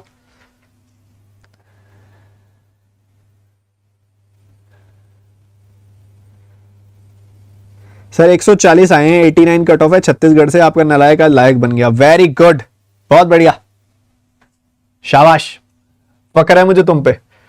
आ जाओ क्वेश्चन पे आते हैं। तो कहता है कि प्रोबेबिलिटी क्या है कि ए का जो स्क्वायर होगा वो ए बी के प्रोडक्ट से 600 ज्यादा होगा, ए का जो स्क्वायर होगा वो ए बी के प्रोडक्ट से 600 ज्यादा होगा, ये केस देखना है आपने, ठीक है, समझना। मतलब ए कॉमन निकाल लूं तो बेसिकली ऐसा करना चाह रहा हूं मैं, मतलब ए और ए माइनस बी, ए और ए माइनस बी का प्रोडक्ट 600 से ज्यादा होना चाहिए। ऐसे कितने केस बन रहे हैं, उल्टा चेक करो, क्योंकि देखो ग्रेटर देन 600 देखना है। तो 42 को 7 के साथ चेक कर लो, ठीक है, 42 और 42 माइनस 7, 42 और 42 माइनस 7 क्या होता है, 42 गुना 42 और 42 माइनस 7 कितना हो जाएगा, 35, ठीक है। तो 42 गुना 35 600 से बड़ा होता है, अरे बहुत बड़ा होता है। तो 42 गुना 40 तो हो गई, 42 को 42 माइनस 2 से गुना करोगे तो 42 गुना 40 से करोगे तो 1600 से ऊपर जाता है। तो 42 के साथ इन चारों की मैपिंग, 4 केसेस तो ये बन गए हैं, ठीक है। 36 इंटू 36 माइनस 7, 36 इंटू 29 करोगे 600 से ऊपर जाएगा, हाँ बिल्कुल जा रहा है। तो 36 इंटू 29 अगर 600 से ऊपर जा रहा है तो 36 इंटू 36 माइनस 5 यानी कि 36 इंटू 31 भी जाएगा, 36 इंटू 33 भी जाएगा, 36 इंटू 34 भी जाएगा। तो ये भी 4 केसेस बन गए, ओके। 30 के साथ 30 माइनस 7 यानी कि 30 इंटू 23 600 से बड़ा आता है, बिल्कुल आता है। तो 30 इंटू 30 माइनस 5, 30 इंटू 30 माइनस 3 और 30 इंटू 30 माइनस 2 भी जाएगा ही जाएगा, क्योंकि नंबर तो बड़ा हो जाएगा ना उससे, और 4 केसेस हो गए। यहां पे ऐसा नहीं हो रहा, 18 को 18 माइनस 7 मतलब 18 गुना 11 से गुना करोगे तो 198 आएगा, ठीक है। तो ये तो नहीं जा रहा। और 18 गुना 16, 18 गुना 18 माइनस 2, 18 गुना 16 वो भी नहीं होता, वो भी 600 से छोटा होता है। तो बस और कोई केस नहीं बन रहा, यही 4 तिये 12 केस बन रहे हैं, ठीक है, 4 तिये 12 केस बन रहे हैं। इधर अगर आप देखोगे तो कहता है a minus B is divisible by 4, a minus B से a माइनस बी जो है वो 4 से डिविजिबल हो। उसके लिए आप एक छोटी सी चीज चेक करो, जो नंबर ऑलरेडी 4 से डिविजिबल है, जैसे कि ये तो इस केस से टोटली बाहर हो गए, क्योंकि इसमें से कोई भी प्राइम नंबर घटाओगे, इवन 2 भी घटाओगे तो भी वो 4 का डिविजिबल नहीं हो पाएगा। तो ये केसेस तो लो ही मत, क्योंकि इसमें से जब इनमें से कोई भी प्राइम नंबर घटाओगे तो वो 4 का केस नहीं बनने वाला। देखो 6 माइनस 2 जो होता है वो 4 का मल्टीपल होता है, बट 6 में से इनमें से कोई भी नंबर घटाओगे तो 4 का मल्टीपल नहीं आएगा। 18 माइनस 2 4 का मल्टीपल होता है, बिल्कुल होता है। बट 18 में से इनमें से कोई भी नंबर घटाओगे तो 4 का मल्टीपल नहीं आएगा। सिमिलरली 30 में से 2 घटाओगे तो 4 का मल्टीपल आएगा, बट इनमें से कोई भी घटाओगे 4 का मल्टीपल नहीं आएगा। 42 में से 2 घटाओगे 4 का मल्टीपल आएगा, बट 42 के अलावा और कोई भी घटाओगे तो 4 का मल्टीपल नहीं आएगा। तो केवल 4 ही केसेस बनेंगे यहां से। तो 12 is greater then 4, so 1/2 is greater then 1/6, so quantity 1 is greater then quantity 2। Clear है? क्या मेरा पढ़ाया समझ में आता है? बताओ, क्वेश्चन कितना गजब का था यार, एक बार एग्री तो करो। क्या हुआ था भाई? अखिल को कॉन्ग्रेचुलेशन कर रहे हैं, लेजिट को कॉन्ग्रेचुलेशन कर रहे हैं। अखिल का कितना आया भाई? मैंने मिस कर दिया।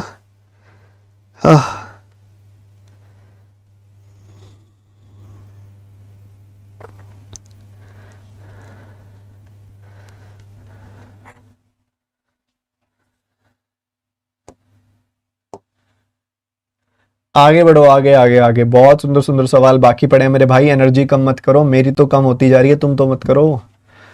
मेरी तो कम होगी अभी, तो दवाई लेनी पड़ेगी, फीवरिश भी लग रहा है बिल्कुल। ठीक है, चलो शुरू करो।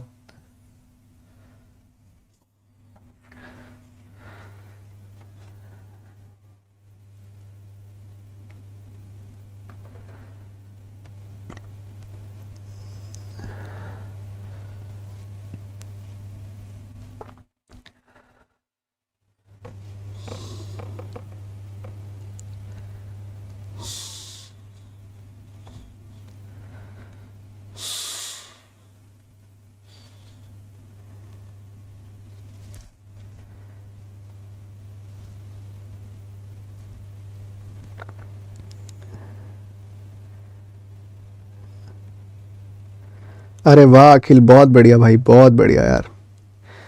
तुम भी सब, मैं चाहता हूं कि अखिल की तरह ही पढ़ाई करो अच्छे से और कामयाब हो जाओ जल्दी से।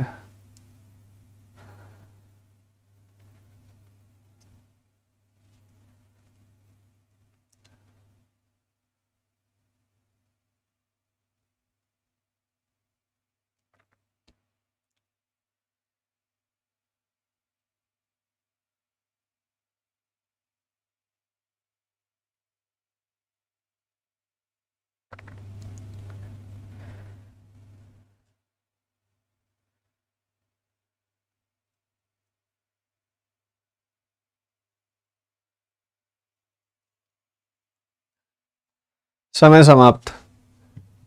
क्वेश्चन करो ध्यान से, देखो क्या दिया हुआ है। बच्चे सुनना सुनना मेरी बात ध्यान से। कहते हैं कि शॉपकीपर के पास बैग है और ये प्रोबेबिलिटी का सवाल है। अक्सर आपके पेपर में ये लेवल का सवाल देखा जाता है, हम जल्दबाजी में गलती कर देते हैं। थोड़ा ध्यान से सुनना। इस बैग के अंदर 3 तरह के फ्रूट्स हैं, एप्पल्स हैं, मैंगोज हैं, बनानाज हैं। ठीक है, एप्पल्स हैं,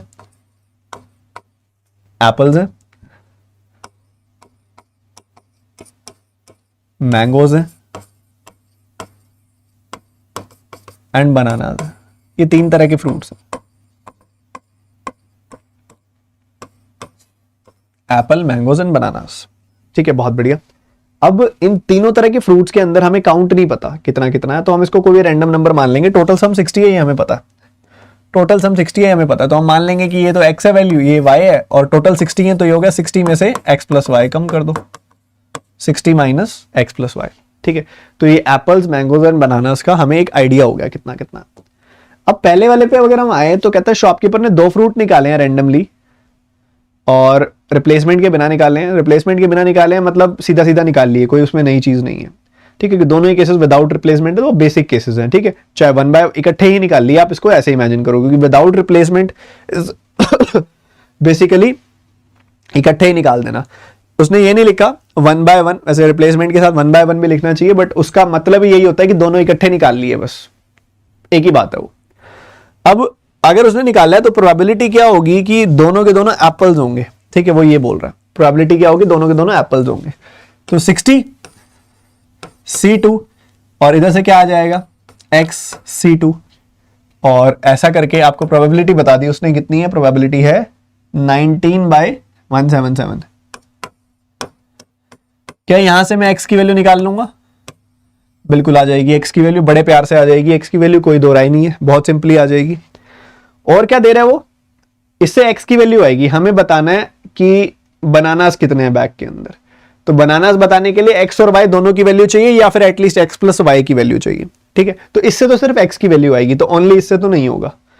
उसके बाद कहता है शॉपकीपर 2 फ्रूट निकालता है विदाउट रिप्लेसमेंट, इस बार मैंगो होगा तो मैंगो की बात कर रहा है, तो इस बार फिर आपके पास वाई की वैल्यू आ जाएगी, दूसरे वाले से वाई की वैल्यू आ जाएगी, ना ओनली इससे निकलेगा ना ओनली इससे निकलेगा, तो दोनों के कॉम्बिनेशन से आंसर आएगा, एक्स और वाई के कॉम्बिनेशन से। तो आंसर कितना आ जाएगा, आंसर आ जाएगा both. First option is the answer, A option is the answer.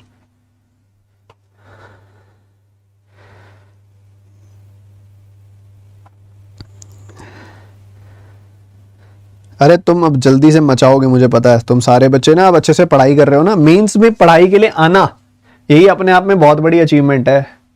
तुम पढ़ रहे हो ना अच्छे बच्चे बनके, तुम्हारा सिलेक्शन भी जल्दी होगा। चलो करो ये क्वेश्चन करो, फटाफट फटाफटी फटाफटी, जल्दी जल्दी जल्दी।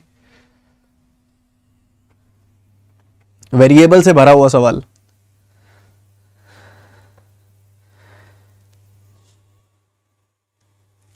सर मैंने आपको मेल किए, चेक करो।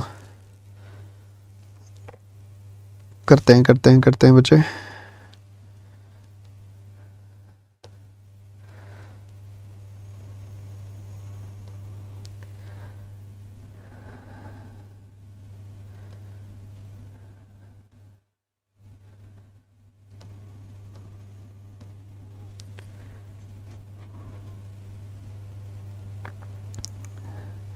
मेंस क्लास कब से होगी? ये क्या चल रहा है फिर अभी मोनिका, ये क्या चल रहा है अभी फिर?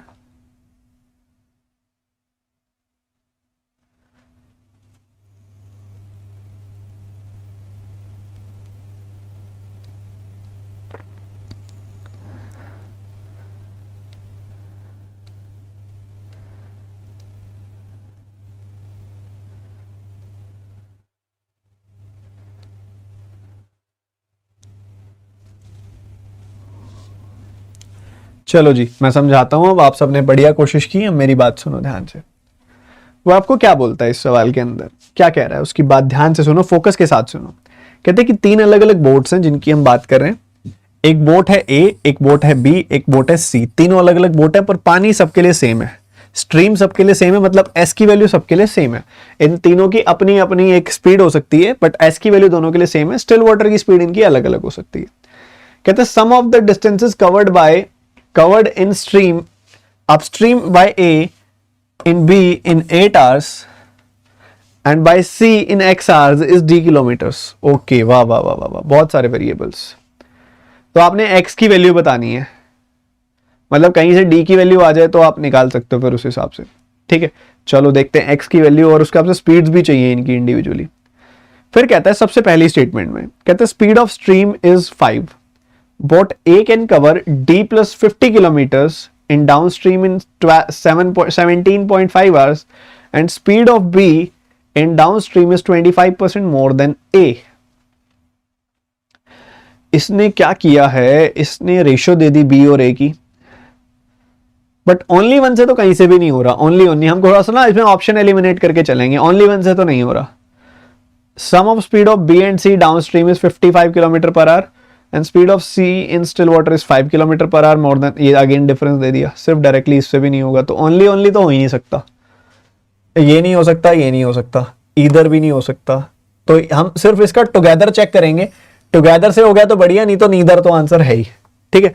तो टुगेदर से चेक करेंगे क्योंकि दिख रहा है डेटा वैसे ही सफिशिएंट नहीं है, so we have to check Y together से इसको कितना हम कर पाएंगे। सही है। So speed of B in downstream is 25% more than speed of like boat A। इससे रेशो आ जाएगी इनकी, और स्ट्रीम की स्पीड आपको दे दी है इन्होंने, जो कि कॉमन फैक्टर है। Boat A can cover a distance of D plus 45 kilometers, 50 kilometers, 17.5 hours। Speed of B and C downstream is 55 kilometer per hour। Sum of speeds of B and C, and उसके बाद वो हमें कह रहा है कि speed of C in still water is 5 more than B in still water. देखो भैया इधर देखो, अब आपको सम ऑफ स्पीड्स बी और सी की बता दी। सुनना मेरी बात ध्यान से ना, बिना सॉल्व करे हम कैसे अंदाजा लगाएंगे। बी और सी की डाउनस्ट्रीम स्पीड आ रही है 55 उनका सम, ठीक है। तो बी और सी की स्टिल वाटर की स्पीड भी आ जाएगी क्योंकि हमारे पास स्पीड ऑफ स्ट्रीम है। तो दोनों की हम क्या करेंगे, एस एस घटा देंगे और 5 5 घट जाएगी, 45 आ जाएगा बी और सी का सम। बी और सी का डिफरेंस है 5, तो इससे बी और सी की इंडिविजुअल स्पीड आ जाएगी। बी और सी की इंडिविजुअल स्पीड हमारे पास सेकंड वाली स्टेटमेंट से आ रही है, बी और सी की इंडिविजुअल स्पीड आ रही है। ये बात आप एग्री करते हो, क्योंकि दोनों चीजें निकल रही हैं।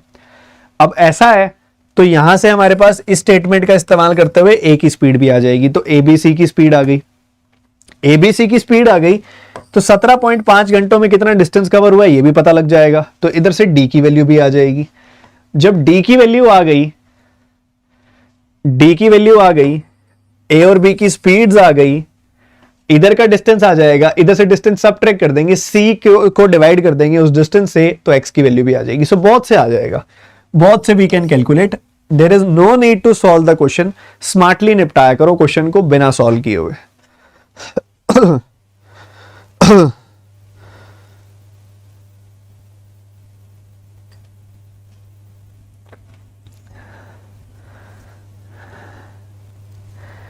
एग्री करते हो कि नहीं करते बताओ। ये जिन नालायकों ने सॉल्व कर लिया, सॉल्व नहीं करना होता ये सवाल, स्मार्टली निपटाना होता है।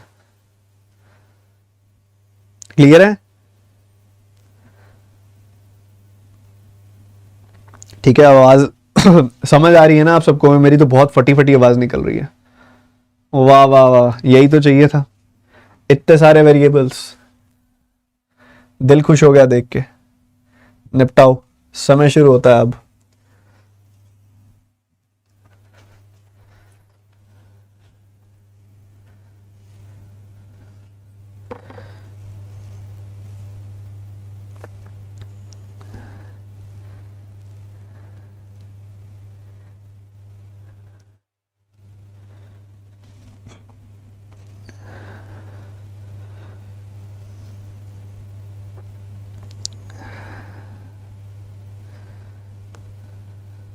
बुक मिल गई आपको?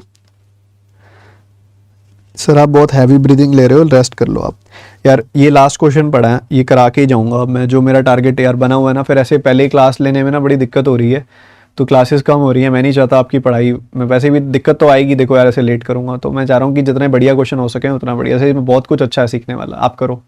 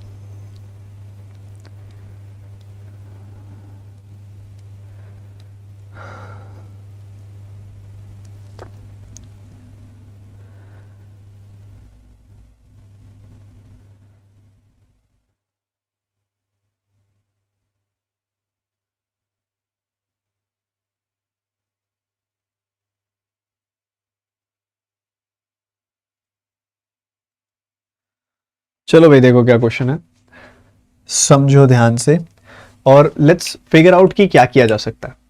कहता है ए किसी काम को 24 दिन में करता है, बी उसी काम को 3x+4 डेज में करता है। अगर वो इकट्ठे काम शुरू करें, अल्टरनेट डेज पे काम करें, then the same work x can be completed in 4x+3 days.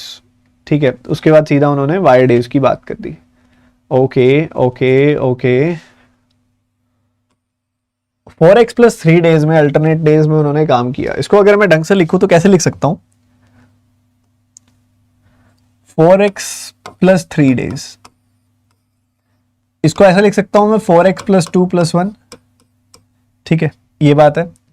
अब ये वाले जो डेज होंगे इसके तो दो बराबर हिस्से हो जाएंगे, 2x+1, 2x+1, ठीक है।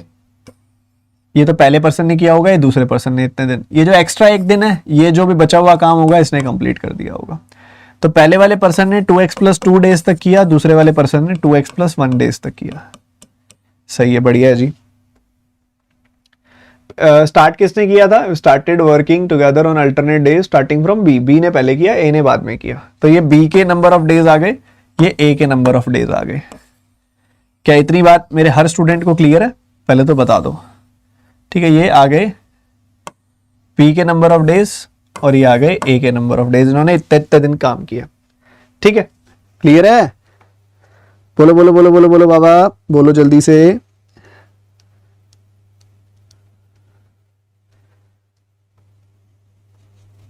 सही है। अब पूरा पूरा काम करने में ना ये खत्म कर देते हैं भाई। 24 दिन में ए पूरा काम खत्म कर देता है, 3x/4 में इसने कर दिया होगा रिस्पेक्टिवली पूरा काम यहाँ पे खत्म, ठीक है। अल्टरनेट डेज पे काम कर रहे हैं। उसके बाद कोई एक्स का स्टेटमेंट दिया हुआ है, वाई वर्क की बात हो रही है, फिर वाई वर्क की बात हो रही है, फिर वाई वर्क की बात हो रही है।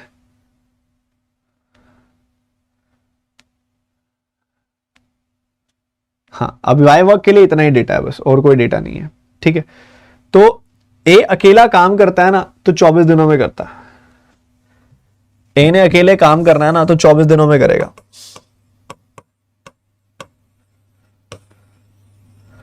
और दूसरी तरफ बी ने अगर काम करना है ना तो पूरा का पूरा काम वो करता है 3x/4 डेज में। मतलब एक बात तो पक्की है कि ए ने काम का कितना हिस्सा कर दिया होगा। पूरा काम वो 24 दिनों में करता है, तो इसने अपने काम इतने दिन काम किया तो काम का इतना हिस्सा कर दिया होगा, ठीक है। इधर देखोगे तो पूरा काम करता है ये 3x+4 डेज में, तो 2x+2 डेज में कितना कर दिया होगा काम का? 2x+2/3x+4 इतना हिस्सा कर दिया होगा।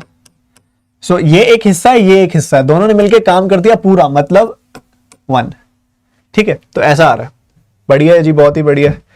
तो इसको सॉल्व करना है, इस इक्वेशन को, मेन ये है। तो इन दोनों का प्रोडक्ट हो जाएगा 2x+1 into 3x+4 plus 2x+2 into 24।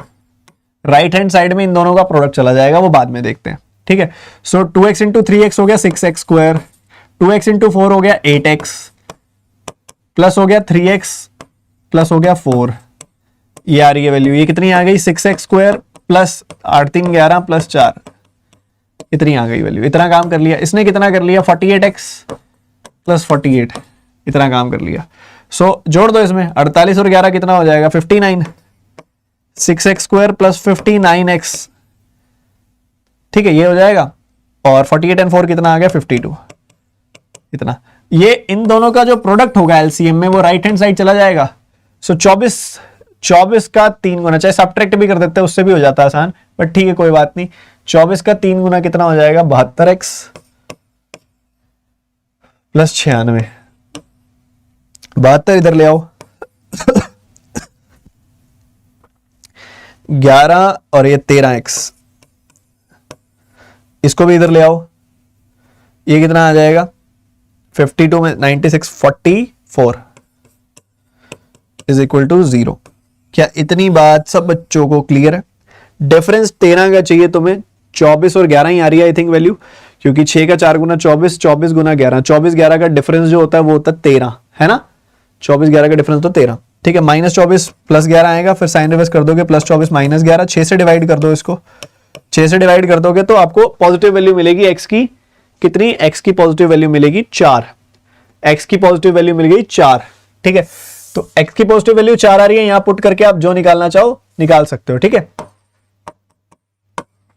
अब वही डेटा आपने उसी डेटा का इस्तेमाल करते हुए ना यहां से भी डेटा को सॉल्व कर लेना, बड़े आराम से हो जाएगा, वर्क वाई वाले डेटा को, ठीक है। इसके ऊपर आते हैं, वर्क वाई के ऊपर। पहले वाली चीज क्लियर हो गई, वर्क वाई पे आते हैं हम।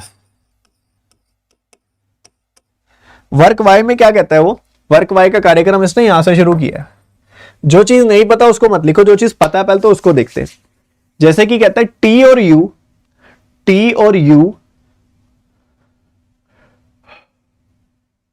x plus 1 one by three क्या होता है 4/3 और x है 4 प्लस 4/3 कितना हो जाएगा 16/3।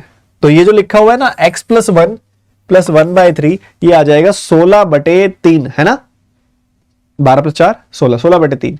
तो t और u मिलके 16/3 दिनों में करते हैं।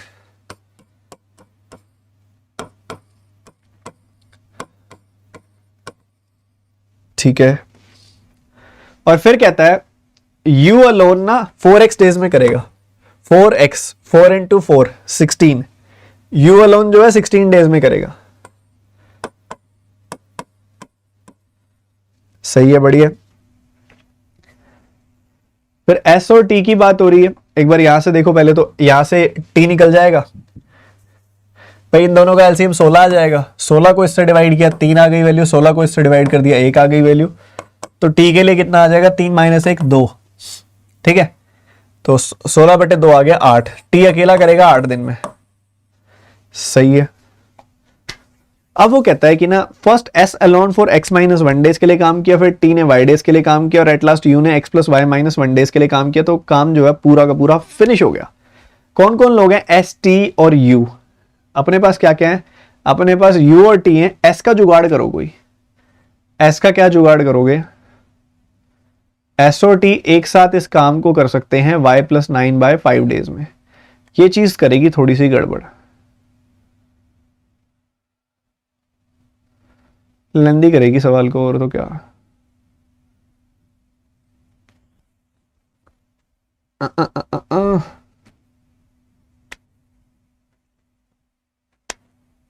एस ने काम किया शुरू के इतने दिन, टी ने काम किया वाई डेज और यू ने काम किया x + y - 1 डेज। वो भी निकल जाएगा। फिर वही बात है, इसको उठा के उससे इक्वेट करना पड़ेगा, और कोई इलाज नहीं है।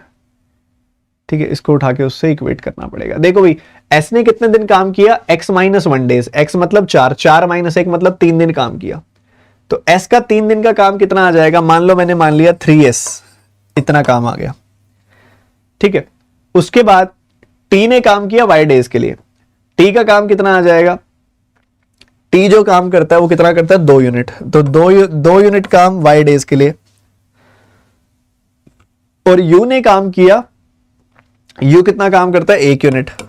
1 यूनिट काम कितने दिनों के लिए हुआ? 1 यूनिट काम हुआ, x पुट करोगे इधर y + 3 डेज के लिए, y + 3 डेज के लिए। तो ये काम पूरा का पूरा 16 यूनिट हो गया खत्म। तो ये आ जाएगा 3s + y + y, ये 3y + 3 = 16। ठीक है, ये आ गई वैल्यू। और इधर से आपके पास 3s + 3y आ जाएगा कितना? 13 के बराबर।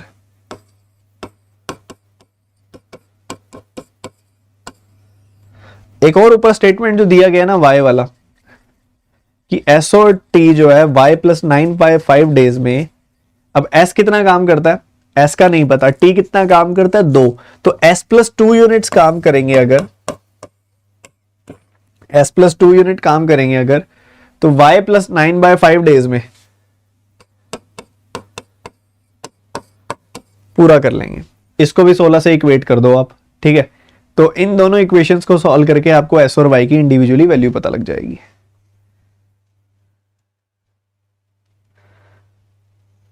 क्लियर है यहां तक की बात? बताओ बताओ जल्दी बताओ, अरे बोलो बाबा।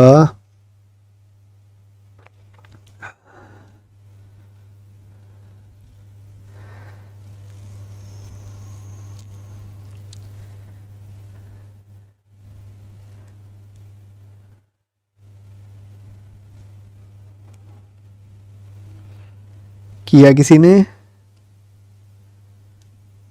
एक और इक्वेशन बना लेते हैं, हो तो जाएगा ही, हो तो जाएगा ही।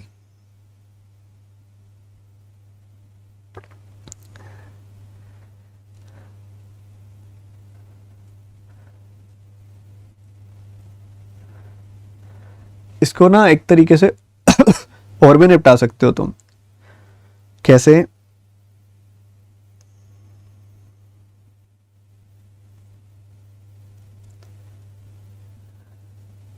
तुम्हें पता है एस और टी मिलके कितना काम करते हैं? पूरा काम जो है y प्लस 9/5 डेज में कर देते हैं, ठीक है। पूरा का पूरा काम एस और टी मिलके y प्लस 9/5 डेज में कर देते हैं। 6 यूनिट पूरा काम है, तो y प्लस 9/5 डेज में काम कर देते हैं ये। तो इधर से आपको एस और टी की एफिशिएंसी का सम पता लग जाएगा कितना है। यहां से आ जाएगा 30 डिवाइडेड बाय 5y प्लस 9, ठीक है, ये आ जाएगा। और एक काम कर सकते हो, तुम्हें टी की एफिशिएंसी पता कितनी है? 2 है, तो इधर से एस की एफिशिएंसी तुम निकाल सकते हो सब्ट्रैक्ट करके। तो तुम्हारा ना सब वाई वाई में हो जाएगा, इससे सारा वाई वाई में हो जाएगा। तो आप मेरे को आपको होमवर्क दे रहा हूं मैं, ये आपने इक्वेशन सॉल्व करनी है वाई वाई में, और मुझे वाई की वैल्यू बतानी है क्या आ रही है आपकी, ठीक है। एक तो होमवर्क है वाई की वैल्यू बतानी है, थोड़ा सा होमवर्क तो आप भी तो करोगे ना, और मुझे इस सवाल का जवाब बताना है। उसके बाद ये होमवर्क, वाई की वैल्यू बतानी है क्या आ रही है, और ये आपका होमवर्क क्वेश्चन है, इसको बताना है आपने, ठीक है। होमवर्क क्वेश्चन है, बहुत प्यारा था, अच्छे से खंगाला हमने इसको, मजा आ गया, ठीक है। और अभी हम सेशन एंड करें क्या, या और पढ़ना है? बोलो क्या बोलते हो, और पढ़ोगे? बोलो बाबा।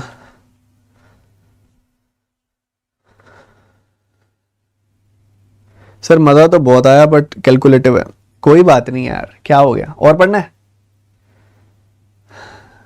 एक बार सारे बच्चे एक साथ सेशन को लाइक कर दो, शेयर कर दो ज्यादा से ज्यादा जितना कर सकते हो। जिसने लाइक नहीं किया वो लाइक कर दो, ठीक है। एक क्वेश्चन और करा देता हूं, चलो एक क्वेश्चन और करा देता हूं।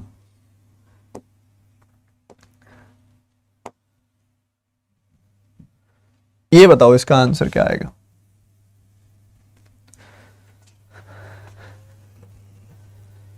एक बार दोबारा देख लेना, जिस बच्चे का डाउट रह गया पिछले वाला सवाल, एक बार दोबारा देख लेना, कोई बात नहीं।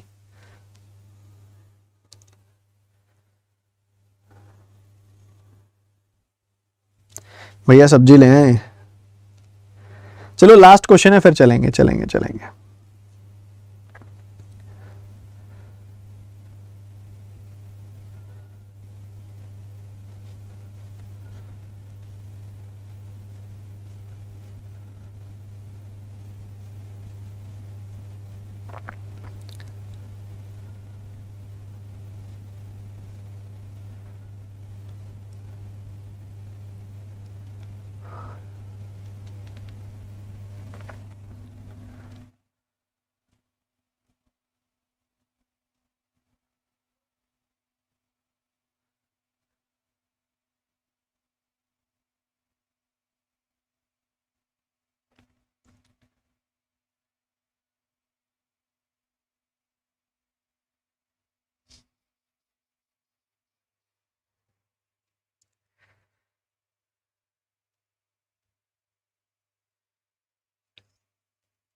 आंसर नहीं दिया आप लोगों ने। क्या कहता है वो? पहले पहले ऐसे बोलता है वो कि 300 लीटर अगर टोटल है ना, उसमें से 125 अल्कोहल है, बाकी है वाटर। सो 125 अल्कोहल है, बाकी बच गया 175, वो है वाटर, ठीक है। तो 25 से काटोगे 5 और 7 की रेशियो है, ठीक है, पहले वाले में। सही है, बढ़िया। उसके बाद कहते हैं दूसरे वाले में 240 टोटल है, जिसमें से 90 है वाटर। 90 वाटर है, तो अल्कोहल कितना हो जाएगा? 240 माइनस 90 यानी कि 150। तो 30 से काटोगे 5:3 की रेशियो आ जाएगी अल्कोहल एंड वाटर की। क्या क्या आया? अल्कोहल वाटर, अल्कोहल वाटर, ठीक है, ये रेशियो आ गई इंडिविजुअली। अब वो कहता है कुछ लीटर, जो यहां लिखा हुआ है कुछ लीटर लिया हमने पहले वाले का, अच्छा कुछ लीटर लिया हमने दूसरे वाले का, मिक्स कर दिया। मिक्स करने के बाद कहता है कि जो फाइनल मिक्सचर बना उसका नाम है Z। तो इन दोनों को मिक्स कर दूंगा तो फाइनली आएगा कितना? 400। इन दोनों को मिक्स कर दूंगा फाइनली आएगा 105। इन दोनों को मिक्स कर दूंगा तो फाइनली कितना आ जाएगा? 230। और इन दोनों को मिक्स कर दूंगा तो फाइनली आ जाएगा 90, ठीक है। तो कहता है इनको कर दिया मिक्स, फाइनली आ गया Z, ये है Z। कहते हैं difference between the quantities of water taken from X and Y is 20% of the fine solution Z। तो इसका 20% कितना आएगा? 80। इसका 20% कितना आएगा? 21। इसका 20% आएगा 46। इसका 20% आएगा 18। तो डिफरेंस ऑफ वाटर जो होना चाहिए ये होना चाहिए, ठीक है, ठीक बात है। वाटर यहां से कैसे निकालोगे? 5 और 7 की रेशियो है, तो 7/7 + 5, 3/5 + 3, इतना इतना है, ठीक है। तो इसका 7/12 करोगे तो कितना आएगा? 12 से काटा 20 का 7 गुना 140, 8 से काटा 20 का 3 गुना कितना आ गया 60, डिफरेंस कितना आ रहा है 80, बिल्कुल टैली है। तो ए तो है आंसर में, तो इसमें ए नहीं है, इसमें ए नहीं है, तो या तो एडी आंसर है या ऑल ऑफ दीज आंसर है। ठीक है, यहां देखोगे तो इसको 12 से ही नहीं कट रहा है नंबर, ना ही नंबर 8 से कट रहा, तो ये चेक नहीं करेंगे, ये चेक नहीं करेंगे, ये भी नहीं कट रहा 12 से, कट तो अगला भी नहीं रहा, कोई बात नहीं, चेक करना पड़ेगा। अब एडी ऑप्शन में है तो 54 को अगर हम 12 से डिवाइड करें तो 4.5 आता है, 4.5 का 7 गुना करें तो कितना आ जाता है, 7 का 4 गुना 28, 28 का 28 और 3.5 31.5, 36 को 8 से डिवाइड करें तो कितना आता है, 36 को 8 से डिवाइड करोगे तो आएगा कितना 4.5, 4.5 का 3 गुना कितना आता है 13.5। क्या इनका डिफरेंस 18 है जी, बिल्कुल 18 है। तो एडी तो है ही, एडी है एक चेक कर लो और बी भी चेक कर लो, कहीं ऑल ऑफ दीज ही आंसर आ रहा हो। तो ये भी है, ये भी है ये तो बहुत गंदा है, ये नहीं होगा, पक्की बात है, ये तो काटते टाइम बहुत दिक्कत करेगा।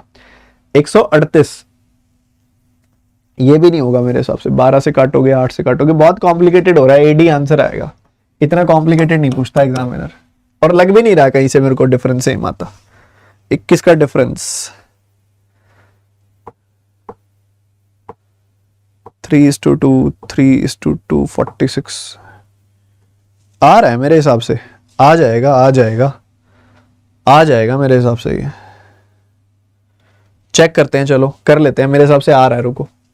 63 का अगर आप देखोगे तो 7/12 कितना आता है, 6 यहां से काटा तो आप इसको काटो, 3 से काटा 21 आ गई वैल्यू, 3 से काटा 4 आ गई वैल्यू, तो ये आ गया 147/4। दूसरी तरफ अगर आप देखोगे ना तो 42 का मैंने 3/8 किया, तो ये आ गया 21 बटे, ये आ गया 100 एंड ये आ गया 63/4। तो इनका डिफरेंस कितना आ जाएगा, ओ ओ ओ ओ ओ ओ 21। देखो मेरा इंट्यूशन चल गई मेरी टाइम पे, आ रहा है तो ये आ रहा है, तो फिर ये भी आएगा ही, चेक कर लेना आप एक बार इसको, ये आ रहा है तो ये भी आएगा ही, ठीक है, सीधी सी बात। अब इस सवाल को करने का कोई और अप्रोच था जो ज्यादा बेहतर था, ठीक है, देखते हैं, वो भी देख लेते हैं। फर्स्ट वाले मिक्सचर को मिक्स किया दूसरे वाले मिक्सचर के साथ, ठीक है, तो स्मार्टली अगर एक बच्चा देखेगा तो उसको दिखाई देगा कि जितने भी ऑप्शंस हैं वो 3:2 की रेशो में है, जितने भी ऑप्शंस हैं वो 3:2 की रेशो में है। अगर सारे के सारे एक जैसी रेशो में मिक्स हो रहे हैं तो सबके अंदर जो ये कंडीशन है वो भी सेम आनी जरूरी है, क्योंकि जो कंडीशन है वो डिफरेंस और परसेंटेज पे बेस्ड है, वो रेशो बेस्ड है। जब सारे के सारे या तो ऑल होंगे या ऑल नहीं होंगे, क्योंकि सारी की सारी वैल्यू 3:2 की रेशो में है, 3:2, तो या तो सारे होंगे या सारे नहीं होंगे।